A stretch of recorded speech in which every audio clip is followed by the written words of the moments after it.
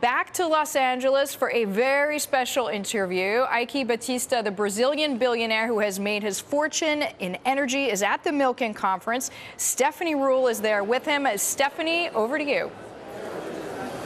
That is right, Deirdre. I have the privilege of sitting here with Eike Batista. Now, Eike, 10th richest man in the world. The goal is to get to #1, but let's talk about your business. Now, just last week, the president of Brazil came to see your port in northern Rio and said you're a special kind of entrepreneur, really a hero to Brazil.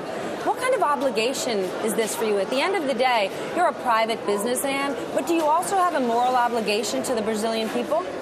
I think one of the reasons of our success is that all our projects, they start from the beginning by sharing. See, when you develop billion-dollar projects, new businessmen developing projects should take care of the surrounding environment, because I will affect several communities. So we step up and spend money before we make money in these communities to induce growth, help them. I don't believe in the public sector, be it the municipality, to help the city find their natural vocations. So we do it, I have a team of 200 people taking care of that. But can you be a private businessman and make the right decisions for your companies while also having the Brazilian people to answer to? What if the day comes when you need to fire people, when you need to close down a port? Then what? Okay, but there's one big thing.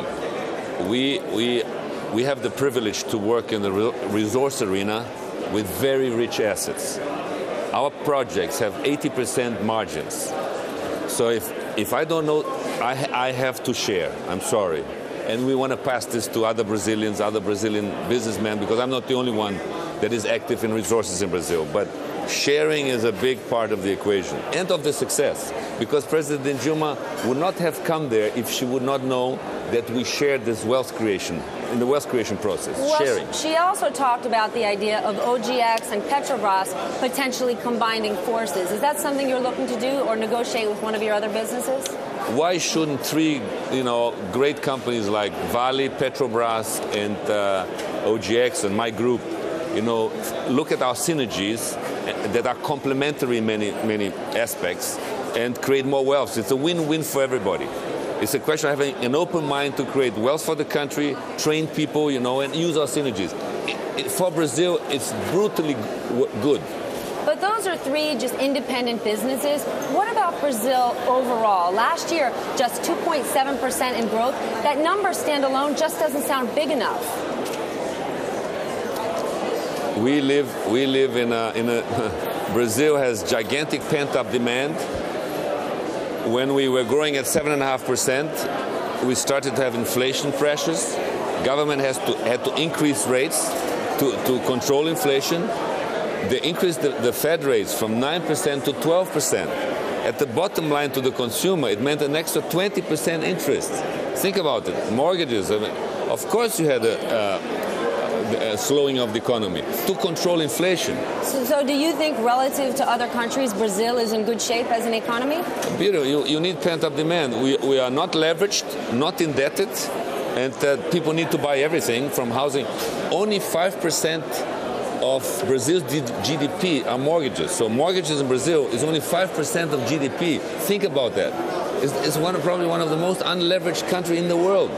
Banks make 25% on equity in Brazil. They hide profits. Well, could we talk about commodity companies in Brazil, specifically mining? It's getting more difficult to do their business there.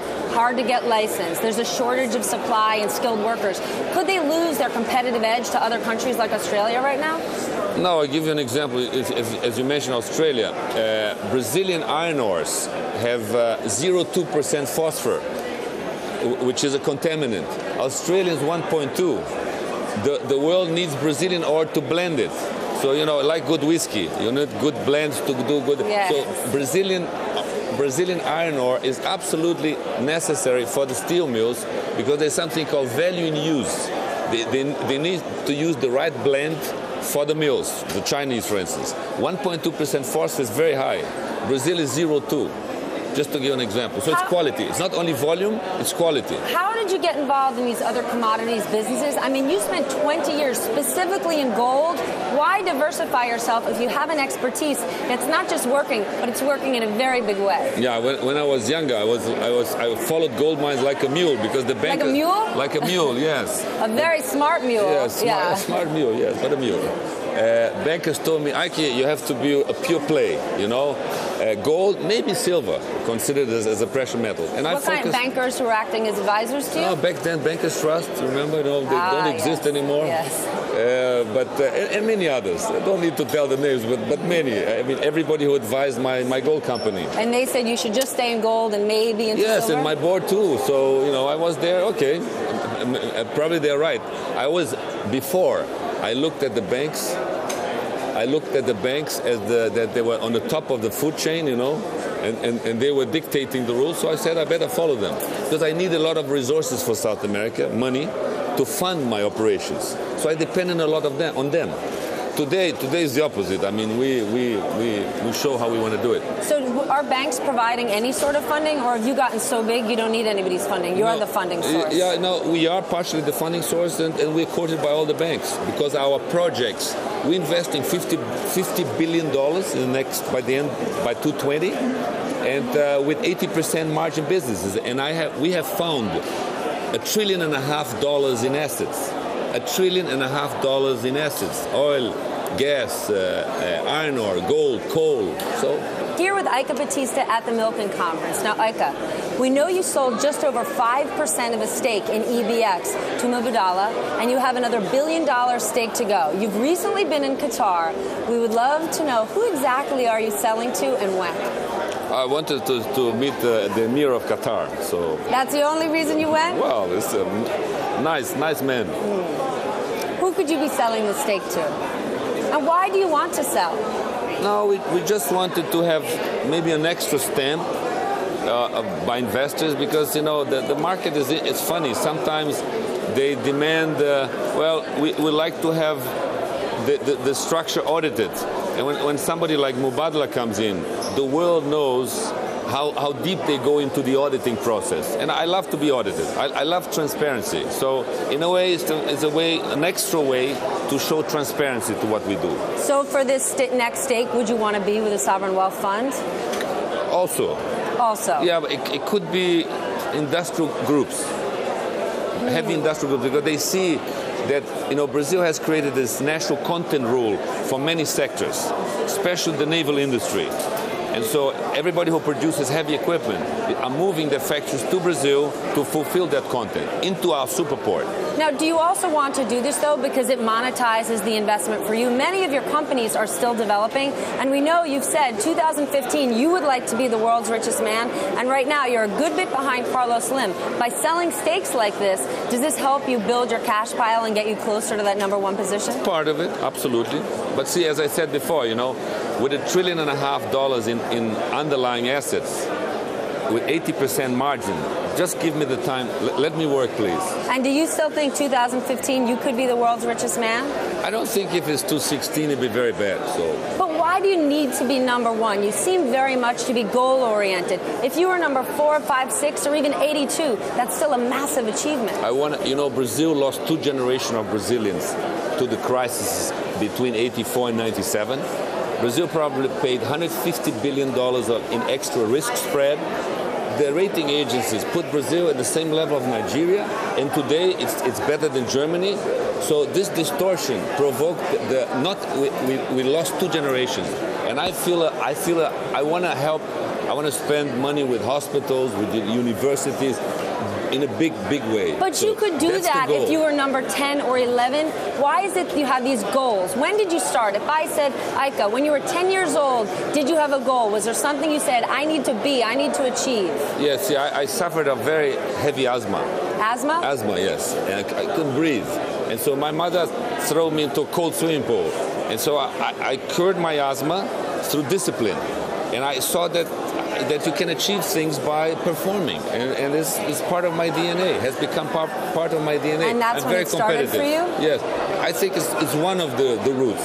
And then when I was 18, or between my 12th and my 18th Birthdays. I had this quest for independence, financial independence, like most human beings in the world, no? Now, when you compare the way you do your business and how outspoken you are to other people in your position, you're very public. I mean, you've taken to Twitter, you tweet all the time, you have almost 1 million followers. Why would you be so outspoken? Isn't it a risk of a man of your wealth and stature to put themselves out there so much? Listen, if you have a message to pass on and you think you can teach a generation of Brazilians to become entrepreneurs also, because we are the really creators of wealth, okay? And Brazil, we're living the Brazilian dream, copied, Brazilians always aspire to the American dream. You want Brazilians to have their own American dream? Yes. And are you the person who embodies that? Yes, in a way. Now, you say on Twitter that you encourage people to send their resumes, to give ideas. Do you actually hire people through Twitter? Absolutely. Yeah? Yes. Well, we got the resume. I have in our human resource department 250,000 CVs. That you got off of Twitter? No, not all from Twitter, but because of what we represent in Brazil, or what the companies are doing. Because what we are doing is transformational, is efficiency to the maximum, state-of-the-art concepts. So people like it in all these different areas. Now, we also learned from Twitter you recently met with Warren Buffett and Tim Cook of Apple. What do we make of these meetings? I think Warren Buffett is a man that, I really enjoyed meeting him. We drank Coca-Cola, a liter and a half Coca-Cola for the 2 hours. Not diet, huh? Not pure. Diet, no, pure. Pure. So Warren Buffett delivers Coca-Cola. What does Eike Batista deliver to Warren Buffett? No, listen, meeting people like that, there's always something you learn about concepts and way of thinking. His philanthropy is fascinating. So I like it. It was very pleasant. Well, I know you learned a lot from Warren Buffett. Our viewers have definitely learned a lot from you today. That's Eike Batista here with me at the Milken Conference.